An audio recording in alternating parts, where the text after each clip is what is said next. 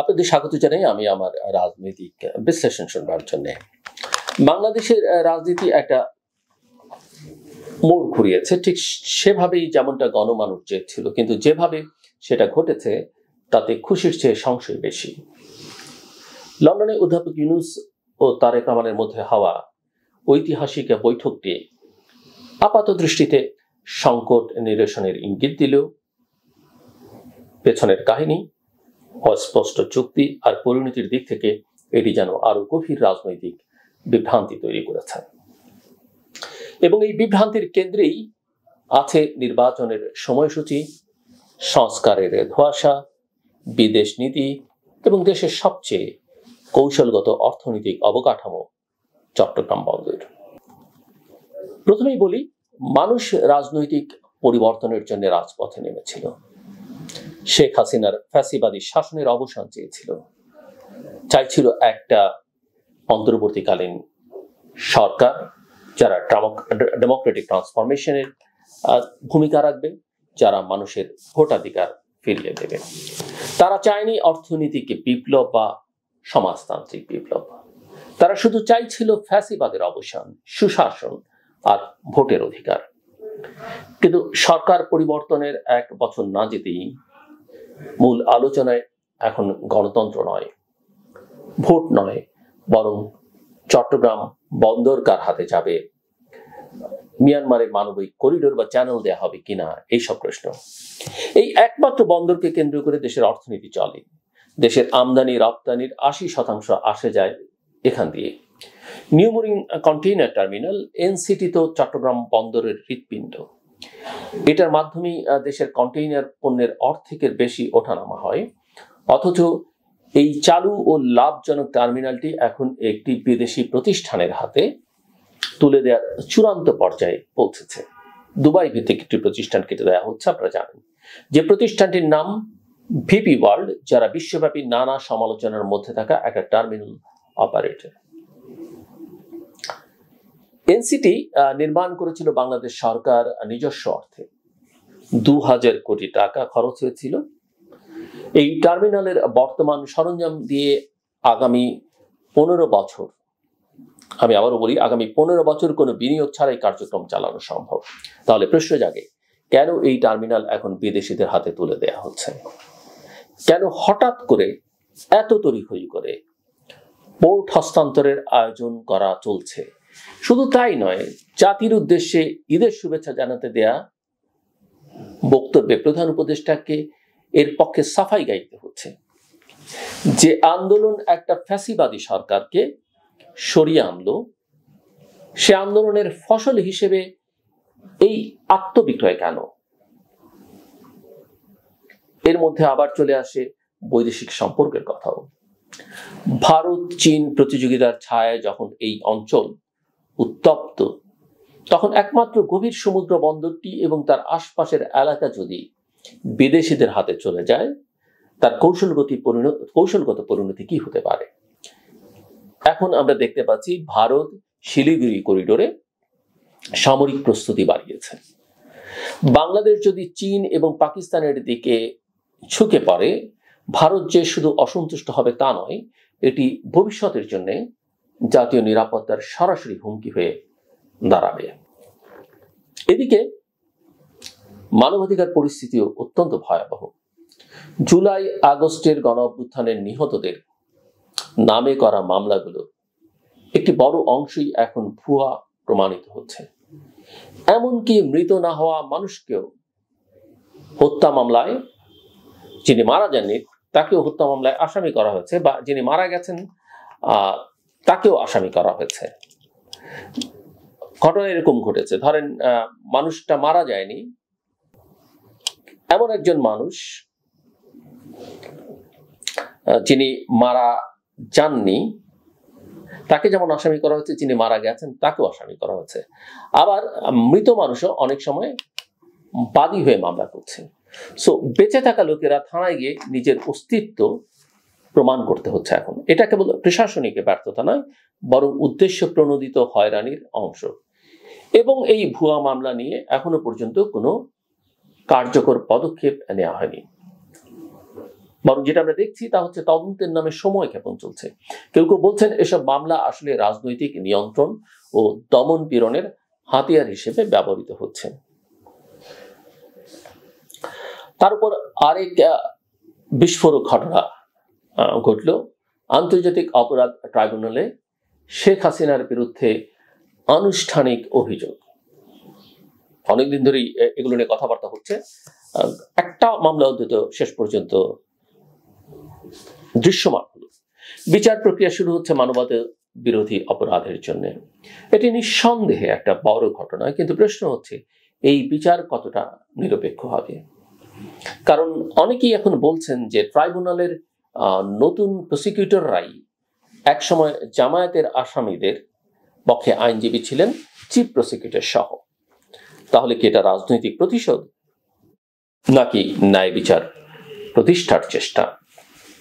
এই ফাঁকে আরেকটা কথা আমি বলে রাখি আপনাদেরকে।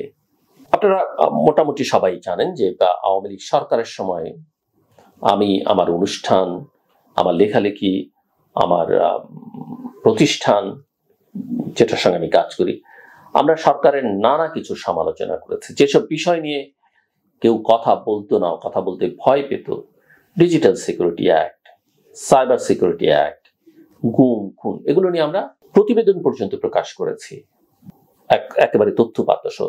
আমাদের সেই সব কথাবার্তা রিপোর্ট যুক্তরাষ্ট্রের স্টেট ডিপার্টমেন্ট সহ বিভিন্ন দেশের রিপোর্টে কিন্তু প্রকাশিত হয়েছে, জাতিসংঘ সহ। আমার ব্যক্তিগত সাফারিংস, আমার প্রতিষ্ঠানের সাফারিংস আপনাদের অনেকেরই জানা। কিন্তু তারপরও সেই সময়টাতে যে বিষয়ের জন্য, যে কজের জন্য আমরা লড়াই করেছি, গণতন্ত্র, মানবাধিকার, অন্তর্ভুক্তিমূলক সমাজ, স্বচ্ছতা, জবাবদিহিতা, ক্ষমতার পালাবদলের সঙ্গে অনেকের মতো সুর পাল্টাতে, চেহারা বদলাতে আমি রাজি নেই। আমি আমার কাজটা করি, এবং যে কারণে আমি, আপনারা হয়তো পছন্দ করতেও পারেন, নাও করতে পারেন, কিন্তু আমার এক ধরনের ধারাবাহিকতা আছে। এটা নিয়ে অনেকে ট্রলও করেন। এবং 8 তারিখ রাত থেকেই কিন্তু আমি একটা ইনক্লুসিভ ইলেকশনের কথা বলছি। এটা আওয়ামী লীগের দোসর হওয়ার জন্য না, আওয়ামী লীগকে প্রতিষ্ঠা করার জন্য নয়, বা তাদের মিত্র ভারতকে খুশি করবার জন্য নয়। ভারত সম্পর্কে আমার সমালোচনার অসংখ্য প্রমাণ কিন্তু আছে। ইয়েস, তাদের অধিকার প্রতিষ্ঠার জন্য যেমন আওয়ামী লীগের প্রতিটি অপরাধীর সর্বোচ্চ শাস্তি হোক, সেটা যেমন আমি চাই, কিন্তু নিরপরাধ যারা বা দল হিসেবে তাদেরও একটা ইতিহাস আছে, বাংলাদেশের প্রতিষ্ঠার ইতিহাস আছে, তাদের একটা রাজনীতি আছে, সেটা, সেই বাক স্বাধীনতা হরণ করবার পক্ষে আমি নই। তাদের যে ভোট করবার অধিকার আছে, সেটার পক্ষে আমি কিন্তু 8 তারিখ রাত থেকেই বলছি। একই সঙ্গে আমার এই চাওয়াটা আগামী দিনে যারা ক্ষমতায় যাবেন, নির্বাচন করবেন, বিএনপি সহ অন্যান্য দল, তাদেরও পক্ষে যায়, তাদের জন্য কল্যাণকর। তারা শেখ হাসিনার আমলের মতো এক পেশে নির্বাচনে জয়ী হচ্ছেন না। এখন প্রশ্ন হচ্ছে, অনেকেই বলছেন তার বিচার হতে হবে, তাকে ক্ষমা চাইতে হবে। আমার একটা প্রশ্ন, আমি যেহেতু জামায়াতের প্রসঙ্গটা এখানে আলোচনা করলাম, জামাত যদি নির্বাচন করতে পারে, আওয়ামী লীগ কেন পারবে না? আমাকে যুক্তি দিয়ে এটা বোঝাতে হবে। আওয়ামী লীগের অনেকেই বলেন আওয়ামী লীগকে ক্ষমা চাইতে হবে, আমিও বলি আওয়ামী লীগের কোনো অনুশোচনা নেই, আওয়ামী লীগকে ক্ষমা চাইতে হবে। কিন্তু একই সঙ্গে যদি আমি জামাতকেও ক্ষমা চাইতে বলি, সেটা কি অন্যায় হবে? গত 53-54 বছরে জামাত তো ক্ষমা চায়নি। তার জন্য আমাদের অসংখ্য মানুষ জীবন দিয়েছে 1971 সালে মুক্তিযুদ্ধে, যায়নি? তাহলে আমাদের আসলে আওয়ামী লীগ যেমন জামাতকে নিষিদ্ধ করে কাগজের কলমের খোঁচায় ঠিক করেনি এবং সেটা প্রতিষ্ঠাও করতে পারেনি, আওয়ামী লীগকে এভাবে নিষিদ্ধ করে সেটা প্রতিষ্ঠা করা। যেমন ওই যে আওয়ামী লীগকে নিষিদ্ধ করবার জন্য যে আইন করা হয়েছে, আপনারা দেখেছেন যে জাতিসংঘের মানবাধিকার বিষয়ক হাই কমিশনার, যিনি বাংলাদেশের গণতন্ত্র প্রতিষ্ঠার জন্য সোচ্চার ছিলেন, তিনিও তার নিন্দা জানিয়েছেন, উদ্বেগ প্রকাশ করেছেন। যাই হোক, যে প্রসঙ্গে কথা বলছিলাম, যে লন্ডনে যে বৈঠকটি হয়ে গেল, সেটা একদিকে রাজনৈতিক স্বস্তি এনেছে, অন্যদিকে তৈরি করেছে অস্পষ্টতা। ডক্টর ইউনূস এবং তারেক রহমানের বৈঠকের পর নির্বাচনের সময়সূচি নির্ধারণের একটা ইঙ্গিত দেয়া হলেও বিচার ও সংস্কার বিষয়ক অগ্রগতি ছাড়া সেটি কার্যকর হবে না, এমন শর্ত জোরে দেয়া হয়েছে। এর মানে কি? ডিসেম্বরের মধ্যে নির্বাচন হবে না, বরং এপ্রিল বা তারও পরে। আর বিএনপি ওদিকে ফেব্রুয়ারি শুনেই মহা খুশি, নিজেরাই তারিখ দিচ্ছেন। সরকারের দিক থেকে তারিখ শুনি না, আমরা নির্বাচন কমিশনের কাছ থেকে শুনি না 12ই ফেব্রুয়ারি নাকি নির্বাচন হবে। এখন প্রশ্ন হচ্ছে যে তাহলে এই সরকার কি দীর্ঘ সময় থাকার ইঙ্গিত দিচ্ছে? আমি তো তাই মনে করি এবং বরাবরই তাই বলছি। আরো বিপদ হচ্ছে, বৈঠকের পর বিএনপির মুখ থেকে আর আগের মতো দৃঢ় স্বর আসছে না। তারা এখন বলছে নির্বাচনের প্রস্তুতি নিব, মানে কি তারা আর রাজপথে নামবে না? তাহলে যে আন্দোলন গণতন্ত্রের জন্য, জনগণের ভোটাধিকার প্রতিষ্ঠার জন্য হয়েছিল, সেটা কি কেবল একটা নির্বাচনের তারিখ পাওয়ার মধ্যে সীমাবদ্ধ হয়ে থাকবে বা সীমাবদ্ধ হয়ে গেল? আর যারা আন্দোলনে রক্ত দিল, কারাবরণ করলো, বিএনপিরও তার মধ্যে অনেকে আছেন, তারা কি পেল? বিচার নেই, সংস্কার নেই, প্রতিশ্রুতি কেবল মুখে। আর এই প্রক্রিয়ায় বাদ পড়েছে এনসিপি, বামজোট, এমনকি জামায়াত। লন্ডনের একান্ত বৈঠকে কেবল বিএনপি, অথচ এই রাজনৈতিক পরিবর্তন কেবল বিএনপির জন্য হয়নি। আবার বিএনপি কিন্তু এখানে সবচেয়ে গুরুত্বপূর্ণ শক্তি। তবে এতে অংশ নিয়েছে বহু দল, বহু সংগঠন, ছাত্র জনতা। অথচ এখন আমরা দেখছি একটি বিশেষ দলকে নিয়ে রাষ্ট্রীয় যৌথ বিবৃতি, এবং এই যৌথ বিবৃতি যাকে বসিয়ে দেওয়া হয়েছে, যার মুখ থেকে এসছে, তার কিন্তু পদত্যাগ দাবি করে আসছে বিএনপি। আমি তো মনে করি এর মধ্য দিয়ে তাকে আসলে প্রফেসর ইউনূস জায়েজ করে নিলেন বিএনপির মাধ্যমে। বাংলাদেশের রাজনীতিতে এমন দল ভিত্তিক পক্ষপাত অতীতে দেখা গেছে, কিন্তু অন্তর্বর্তী সরকার বা তত্ত্বাবধায়ক জাতীয় সরকার যারা নিজেদের নিরপেক্ষ দাবি করে, তারা যদি একটি দলকে প্রাধান্য দেয়, তাহলে সেই নিরপেক্ষতার ভিত্তি কোথায়? আমি আসলে বহুবার বলেছি যে এই সরকার বিএনপিকে আসলে খুব একটা গুরুত্ব পাত্তা দেয় না। এটা একটা ড্রামা। বিএনপিকে ট্র্যাক করা হয়েছে। সরকারের মনোযোগ, ভালোবাসা, আশীর্বাদ, সম্মান, শ্রদ্ধা সবটাই জামাত আর এনসিপির দিকে। বিএনপি প্রকাশ স্বর্গে বসবাস করছে, যে কারণে ওই ঐকমত্য কমিশনের মিটিং এ যখন জামাত যায় না, প্রফেসর মোহাম্মদ ইউনূস তখন নিজে জামাতের আমিরকে ফোন করেন এবং বৈঠকে যোগ দিতে অনুরোধ করেন। পরের দিন জামাত সেই বৈঠকে যোগ দেয়। কিন্তু দৃশ্যত যে ঘটনা ঘটছে সেটা নিয়ে সমালোচনা তো করতেই হবে, যেমন অন্যান্য দল করছে, আমাদেরকেও করতে হবে। লন্ডনের রাজনীতি থেকে ফিরে এসে অন্তর্বর্তী সরকার প্রধান ইউনূস এখন কঠিন প্রশ্নের মুখে। বিদেশি সফরে গিয়ে ব্রিটিশ প্রধানমন্ত্রীর সাক্ষাৎ না পাওয়া, বিলাসবহুল হোটেলে রাষ্ট্রীয় অর্থ ব্যয় আর দেশের রাজনীতির নিয়ন্ত্রণ এককভাবে নেয়ার অভিযোগ তাকে প্রশ্নবিদ্ধ করছে। সাধারণ মানুষ জানতে চায়, এই সরকার কি সত্যি নির্বাচনের মাধ্যমে গণতন্ত্র প্রতিষ্ঠা করতে চায়, নাকি আরো এক ধরনের স্থিতিশীল স্বৈরতন্ত্র গঠনের দিকে এগোচ্ছে? এই মুহূর্তে সবচেয়ে জরুরি বিষয় হলো সংসদীয় সংস্কার, নির্বাচন কমিশনের পুনর্গঠন, বিচার কার্যক্রমের স্বচ্ছতা এবং রাজনৈতিক পক্ষপাতহীনতা। এই রকম বিষয় নিয়ে নানা রকমের দাবি উঠবে, সেটা আমি আগেই বলেছি। নির্বাচন কমিশনের পুনর্গঠনের দাবি তোলা হবে নির্বাচনকে বিলম্বিত করবার জন্য, ওই সংস্কার বিচারের অজুহাত তোলা হবে। কিন্তু আসল যেটা দরকার, সেই নির্বাচনটা ঠিকঠাক মতো হবে না। একথা ঠিক, আমরা সবাই মানি যে নির্বাচন করলেই হবে না, যে প্রক্রিয়ায় নির্বাচন হবে সেটাই নির্ধারণ করবে এর গ্রহণযোগ্যতা, যেটা নিয়ে আমি নিয়মিত কথা বলছি এবং বলে নানা সমালোচনার মুখে পড়ছি। সবচেয়ে বড় কথা, বাংলাদেশ কোনোদিনই শুধুই রাজনৈতিক সমস্যা ভোগ করেনি, আমরা বারবার সমস্যাগুলোকে রাজনৈতিক স্বার্থে ব্যবহার করেছি। চট্টগ্রাম বন্দর থেকে শুরু করে মানবতা বিরোধী অপরাধ, এসব যেন রাজনীতির প্রজেক্ট না হয়, সেটা নিশ্চিত করাই এখন জাতির জন্য সবচেয়ে বড় চ্যালেঞ্জ।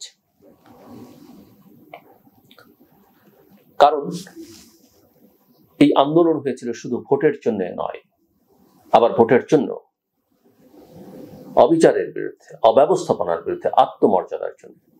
লন্ডনের বৈঠক যদি সেই আত্মমর্যাদা বিসর্জনের সূচনা হয়, তবে এ জাতির ভাগ্যে আরো বড় রাজনৈতিক শূন্যতা অপেক্ষা করছে।